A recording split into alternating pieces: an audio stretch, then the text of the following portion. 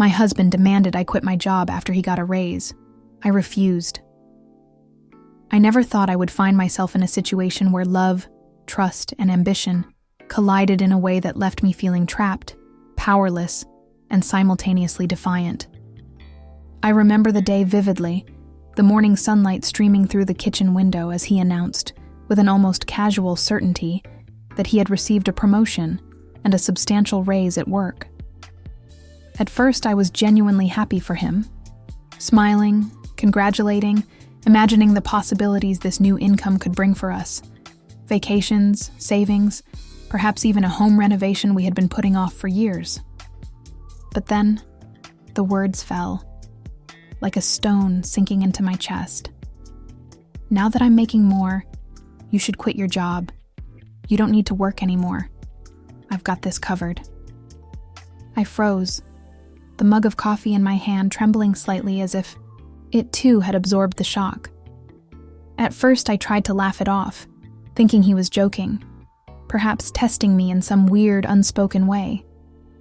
But when I saw the absolute seriousness in his eyes, the faint but firm tightening of his jaw, I realized he wasn't joking.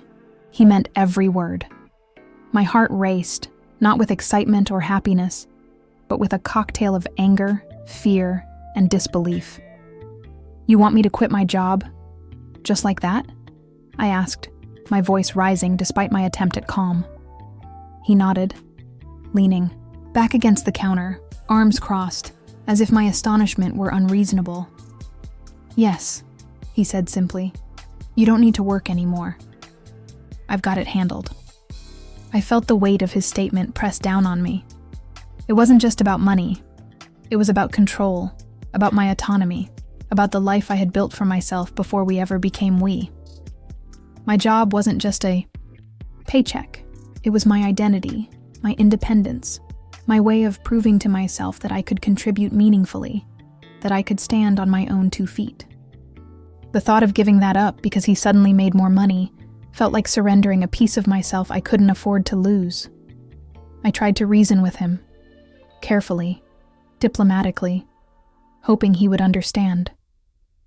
I appreciate what you're saying, but I love my job. It's part of who I am. I don't want to just stop.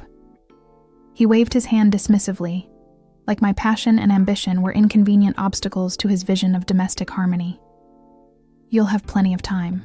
For hobbies, for volunteering, for whatever you want. Trust me, it's better this way. I remember the frustration bubbling inside me, the feeling of being cornered, as if my dreams and purpose were suddenly irrelevant in the face of his success. The next few days were tense. Conversations that had once been light, easy, filled with laughter and shared plans became minefields. Every mention of my work, every discussion about finances, became a subtle battleground. I could feel his growing irritation whenever I brought up projects I was excited about, ideas for growth, or new responsibilities I wanted to take on. It was like I was being punished for having ambition, for valuing my independence. Friends noticed the change too. I would confide in them over coffee or long walks, trying to make sense of what was happening. He's just proud, one friend said, attempting reassurance. He wants to provide for you, to take care of you. But I shook my head, feeling the truth deep in my bones. This wasn't about pride or care. It was about control. It was about him dictating what my life should look like, and me either complying or facing tension, resentment, and subtle judgment. The nights became hardest.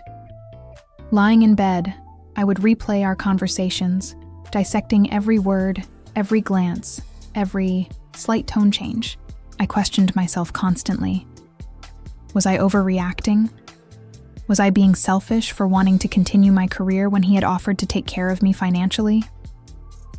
But deep down, I knew this wasn't selfish. It was survival. It was about preserving the core of who I am, the independence I had fought for years to maintain. One evening, he escalated. After dinner, he leaned across the table, his voice calm but edged with steel, and said, I don't understand why you're being so difficult. This isn't a negotiation. You quitting is the right choice for both of us. I've worked hard for this. You should respect that. I could feel my blood boiling. Respect. Respect doesn't mean erasing someone's identity or forcing them into submission. I took a deep breath, trying to remain composed, and said firmly, respect goes both ways. I respect your work, your success, but I also respect myself, and that means keeping my job. He looked at me like I had grown an extra head, disbelief and frustration mingling in his expression. You're making this unnecessarily complicated, he muttered. The next few weeks were a tense standoff. I continued going to work, thriving in the projects I managed, the responsibilities I held, and the professional growth I had fought so hard to achieve. At home, he sulked, making subtle jabs about my lack of gratitude and stubbornness. The house, once a sanctuary, became a pressure cooker of silent resentment, clipped comments, and cold stares. I tried everything to diffuse the tension: gentle conversations, explanations, even attempts to compromise. But nothing worked. It became clear that this wasn't about compromise. It was about control, and I refused to cede my life to someone else's ego. Then came the moment that crystallized everything for me. He suggested, almost offhandedly, that if I didn't quit, we might need to rethink how we shared our finances, implying that my salary somehow made me less worthy of marital harmony. I felt a surge of anger mixed with fear. Fear of losing the person I loved, fear of standing my ground, fear of the battles that lay ahead. That night, I lay awake, tears streaming down my face, torn between love for the man I married and the recognition that love doesn't require surrendering your soul. I realized that if I gave in, if I quit my job, I would lose a part of myself that could never be reclaimed. And so, despite the tension, the arguments, and the nights filled with anxiety, I resolved to hold my ground. I researched my options, seeking guidance from friends, mentors, and even financial advisors. I created a plan to continue my work without undermining our marriage, to assert my independence while maintaining respect and collaboration in our shared life. It wasn't easy. Each conversation with him felt like walking a tightrope over a pit of resentment and ego. But I knew that compromise didn't mean surrender, and boundaries didn't mean disrespect. Slowly, painfully, he began to adjust. There were moments of passive aggression, of exasperated sighs, of cold silence at the dinner table, but there were also moments of begrudging acceptance, glimpses of understanding, and small acknowledgments of my right to autonomy. And in those moments, I realized that the battle wasn't just about quitting my job. It was about claiming my voice, asserting my identity, and refusing to be diminished in the face of someone else's success. I reflected constantly, journaling late into the night about the tension between love and independence, between support and control, between ambition and submission. I reminded myself that refusing to quit wasn't an act of defiance against him personally, but an act of preservation for the life I had fought so hard to build. And while the road ahead remained fraught with challenges, arguments, and emotional turbulence, I knew one thing with absolute certainty: I would not give up my job. I would not let love, even with all its power and warmth, erode the foundations of my identity. Standing firm was not just about work. It was about respect, integrity, and the right to live a life fully my own. Am I wrong for refusing to give up my ambitions in the name of someone else's comfort? The weeks after my firm decision not to quit my job were some of the hardest I had ever endured. The house, once filled with laughter and warmth, now felt like a battlefield. Every glance he gave me carried unspoken judgment, every word a veiled barb. Even the way he walked past me in the kitchen, shoulders squared, jaw tight, felt like a silent accusation, a reminder that I had defied his expectations. I tried to maintain normalcy, to act as though everything was fine, but the tension was palpable. Simple conversations became negotiations. Simple gestures became tests of patience and endurance. One morning, I awoke to find a note on the kitchen counter. "We need to talk about priorities." My stomach sank. I knew what it meant. Another confrontation, another subtle attempt to bend me to his will. I had spent the early part of our marriage avoiding conflict, always trying to smooth over disagreements, believing compromise was the path to harmony. But now I knew better. Compromise that demanded the surrender of your identity was not compromise. It was subjugation. That day, I prepared myself for the conversation.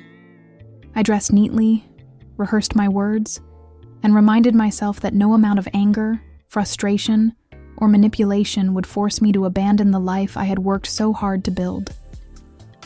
When he finally spoke, it was in that cold, measured tone that had become all too familiar. "I don't understand why this is so hard for you.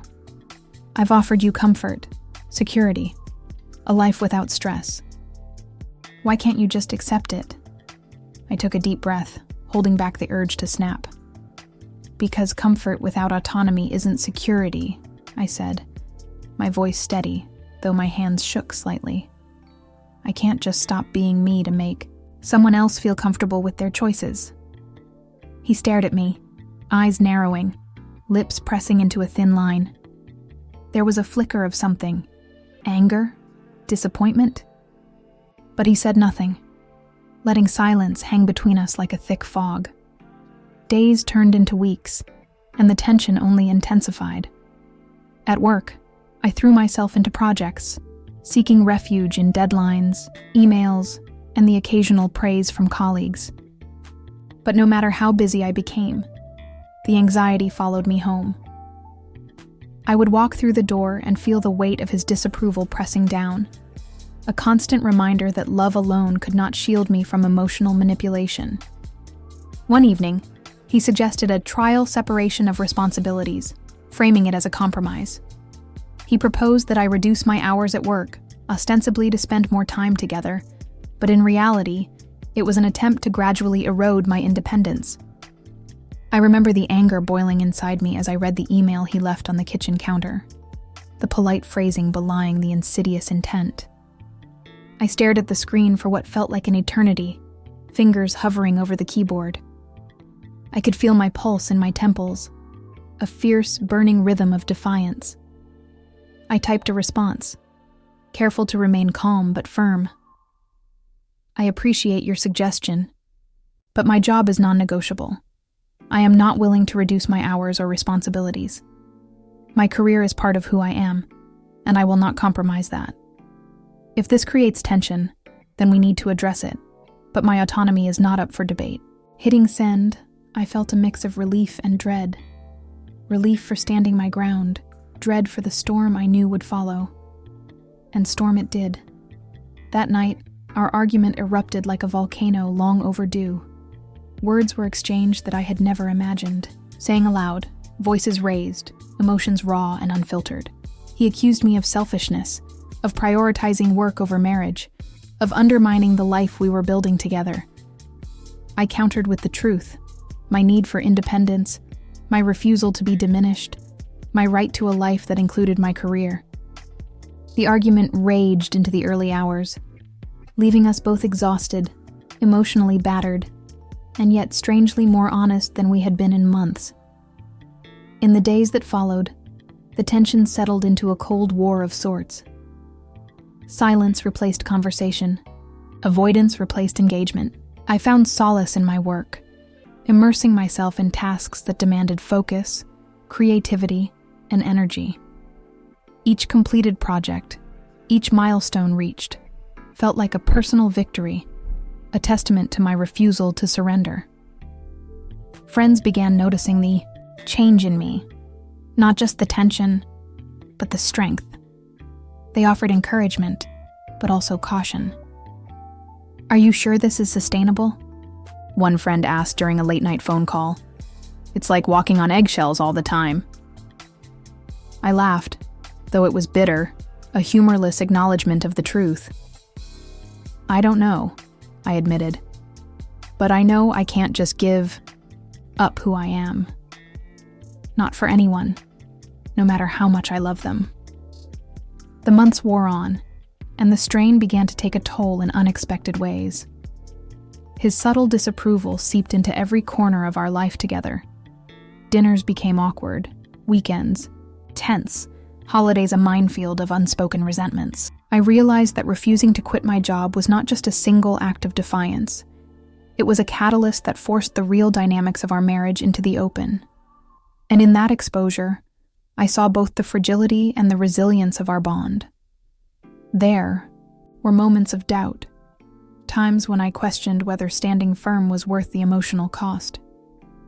Nights alone in bed, staring at the ceiling, I would ask myself if love required sacrifice, if compromise meant surrender, if loyalty demanded obedience. But deep down, I knew the answer. Love should not require the erasure of self, nor should partnership mean the forfeiture of dreams. One afternoon, after weeks of tense coexistence, we were forced into a conversation by necessity rather than choice. A major financial decision, a joint investment opportunity, required both of our input. Sitting across from him at the kitchen table, spreadsheets spread out between us, I felt the familiar swirl of anxiety and resolve. He began speaking, his tone calm but edged with expectation. I need to know you're fully on board. If you're going to continue with your job at this level, I need to understand that we can still make major decisions together without conflict. I met his gaze, steady and unwavering.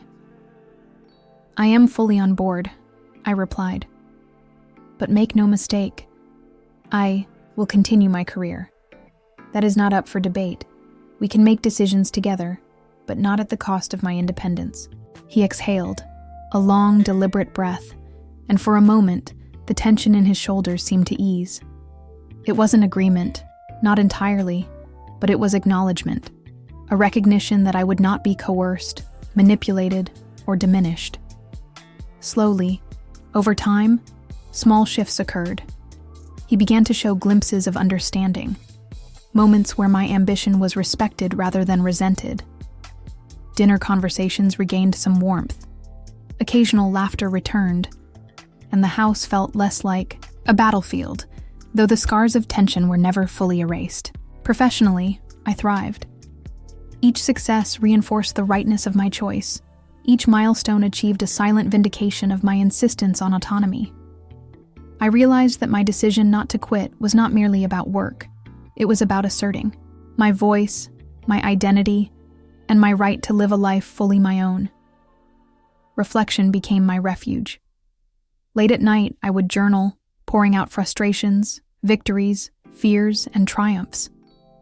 I revisited every argument, every confrontation, every silent battle fought within the walls of our home.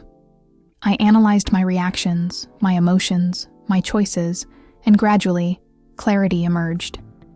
I had been forced into a crucible of emotion and tension, but in enduring it, I had discovered resilience, self-respect, and the strength to navigate the complexities of love, ambition, and partnership.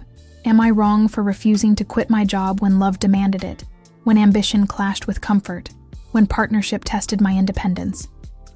In the quiet moments of reflection, the answer is clear. I am not wrong. I am fiercely, unyieldingly, unapologetically myself. And no raise, no promotion, no expectation of obedience can ever change that. The months following my firm stance on not quitting my job felt like navigating a war zone every single day. Each morning, I woke with a mixture of dread and determination, knowing that the moment I stepped through the front door, the battlefield of our marriage awaited me. He had stopped trying to hide his frustration, though he still cloaked it in politeness. The kind of politeness that made every interaction feel like a calculated chess move. One Saturday morning, I returned home from work earlier than usual, carrying a briefcase full of reports, spreadsheets, and presentations. I thought the day might be quiet, a reprieve from the tension that had been suffocating us for months.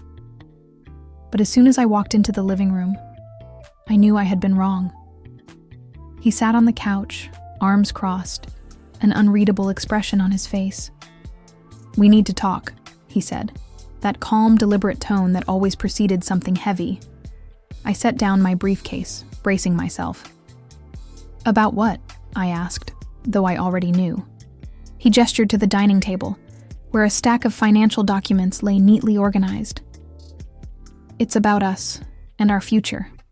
If you continue at this pace, I don't know how we can manage our lives together. I've earned more, and you refuse to step back.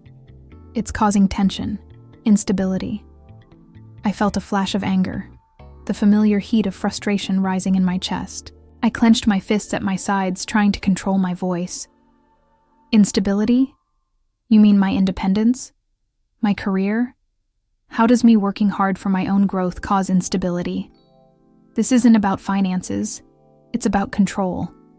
And I won't be controlled." He leaned forward, eyes narrowing.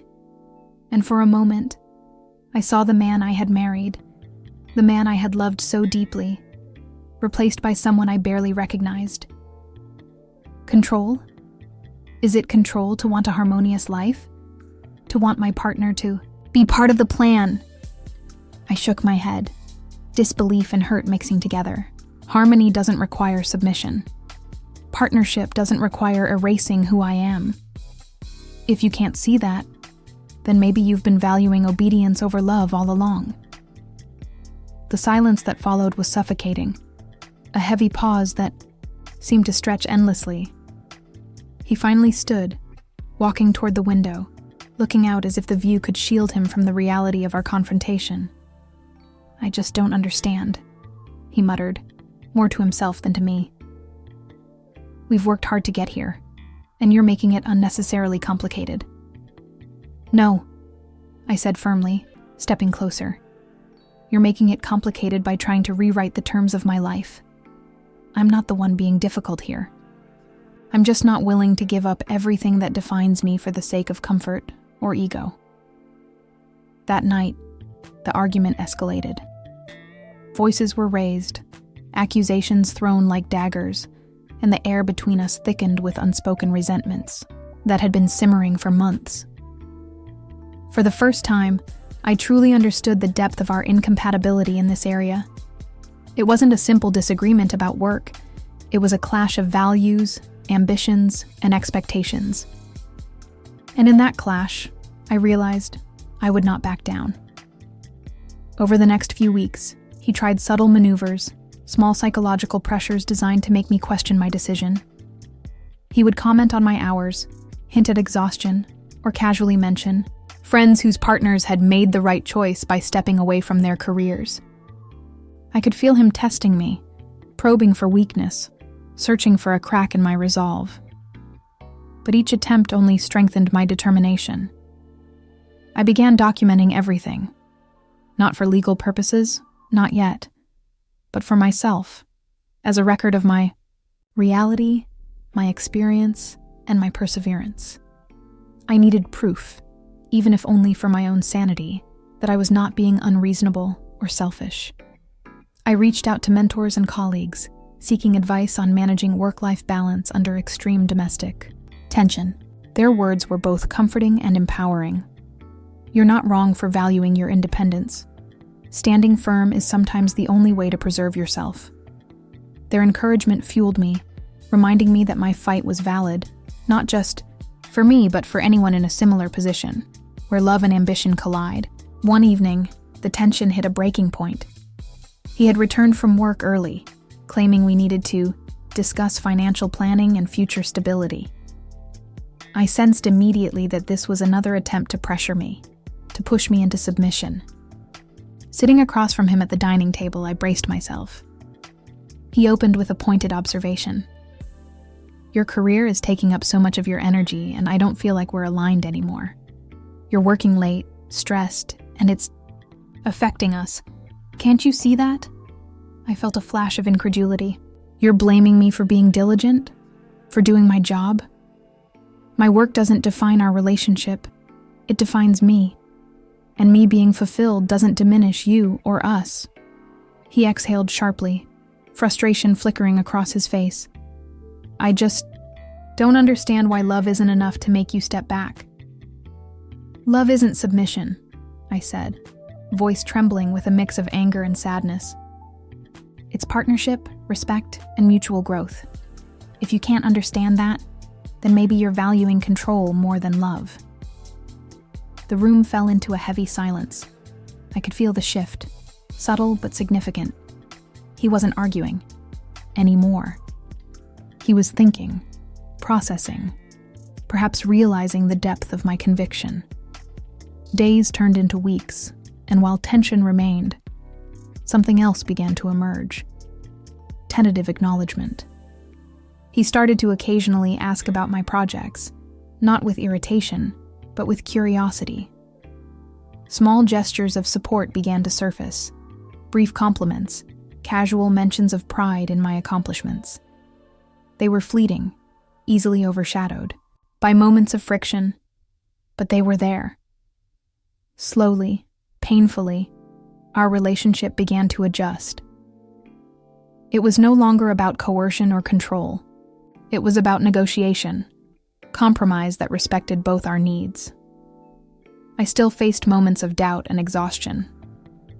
There were nights when I cried silently, questioning whether love was worth this constant struggle, whether my refusal to quit was creating irreparable rifts.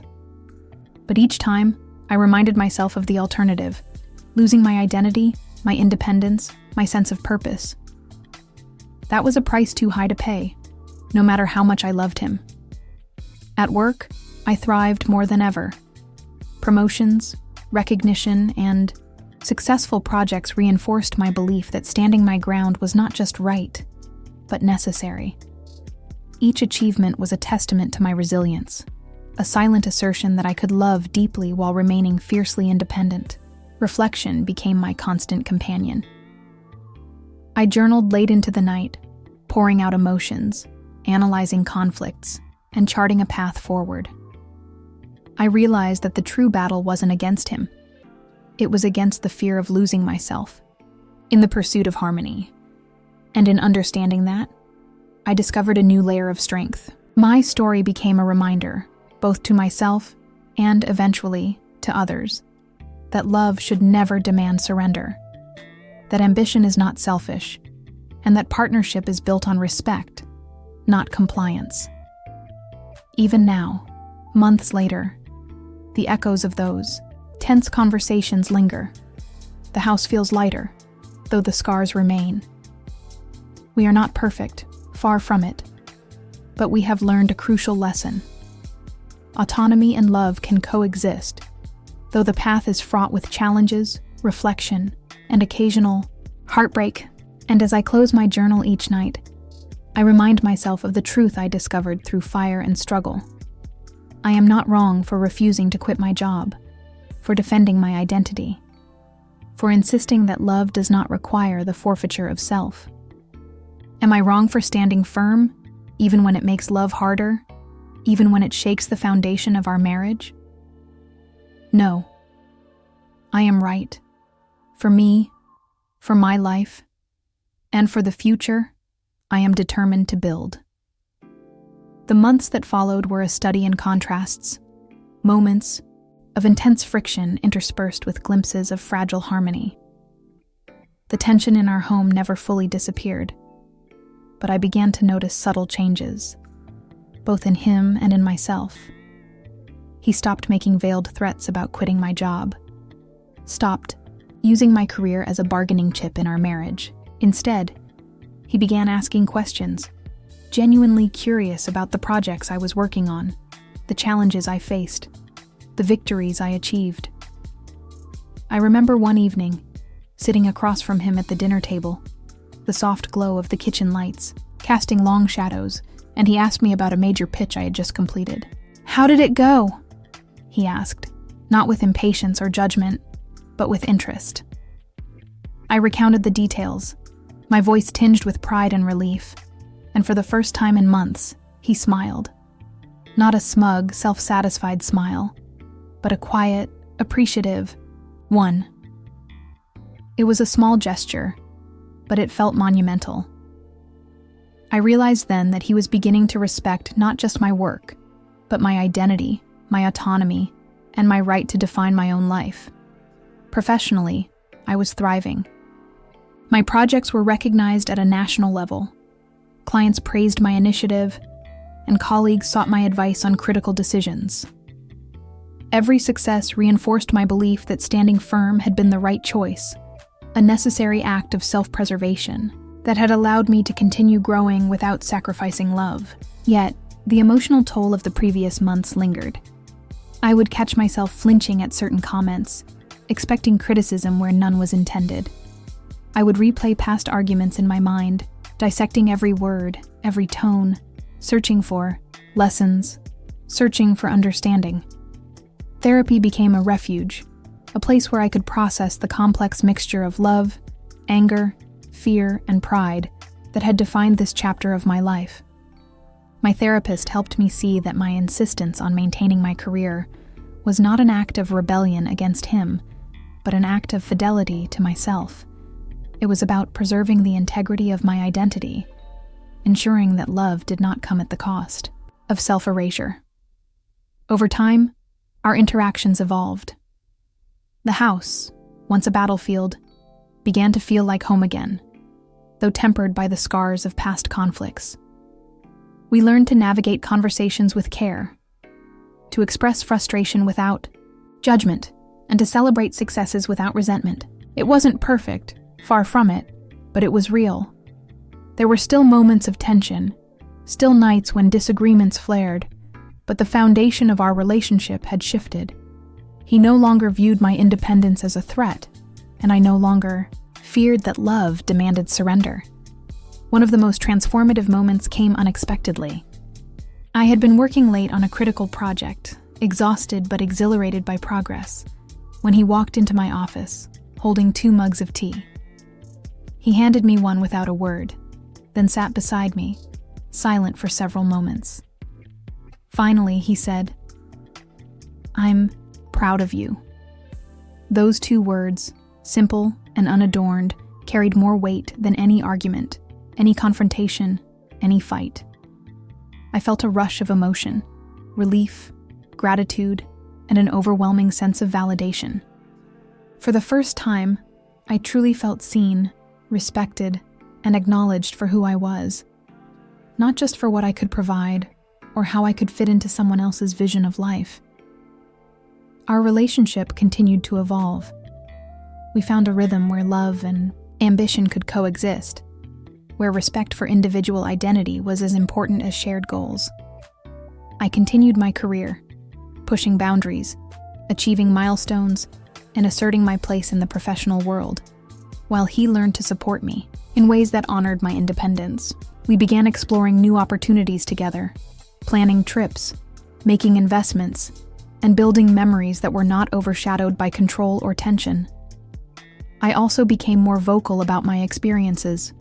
Friends, colleagues, and even strangers online reached out, sharing their own struggles with autonomy, ambition, and the delicate balance of partnership.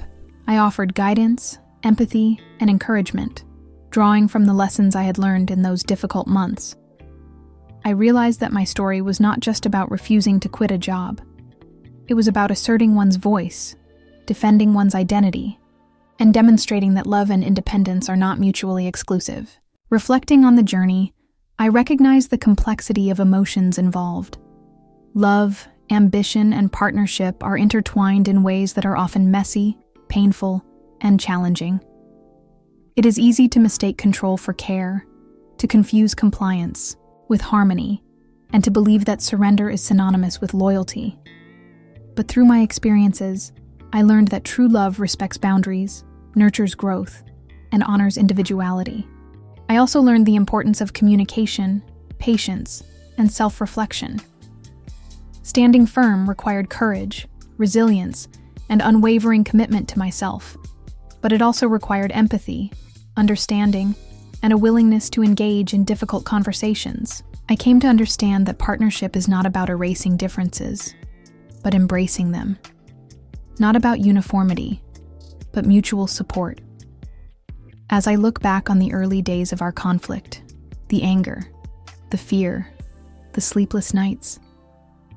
I see how much I have grown. I have learned to navigate tension with grace, to assert my needs without diminishing others, and to find balance in the delicate dance of love and independence. The man I married and I have both evolved. He has learned to respect my autonomy, to celebrate my achievements, and to support me without attempting to control or diminish me. I have learned the power of standing firm, the strength that comes from preserving identity, and the resilience required to maintain both love and selfhood. And while life is never without challenges, we now approach them together, equipped with the lessons of the past, the understanding that respect and love are intertwined, and the knowledge that my career, my ambitions, and my independence are not threats to our partnership, but integral parts of who I am. So, am I wrong for refusing to quit my job when my husband demanded it? When love seemed to ask for submission? When partnership was tested by ambition and pride? After everything, after months of struggle, reflection, and growth, the answer is clear. I am not wrong. I am fiercely, unapologetically myself. I have learned that love does not require surrender, that respect is mutual, and that autonomy and partnership can coexist, though the path is fraught with challenges. And in embracing that truth, I have found not only the strength to continue my career, but the capacity to love more deeply, with authenticity, courage, and unwavering commitment to both myself and my marriage.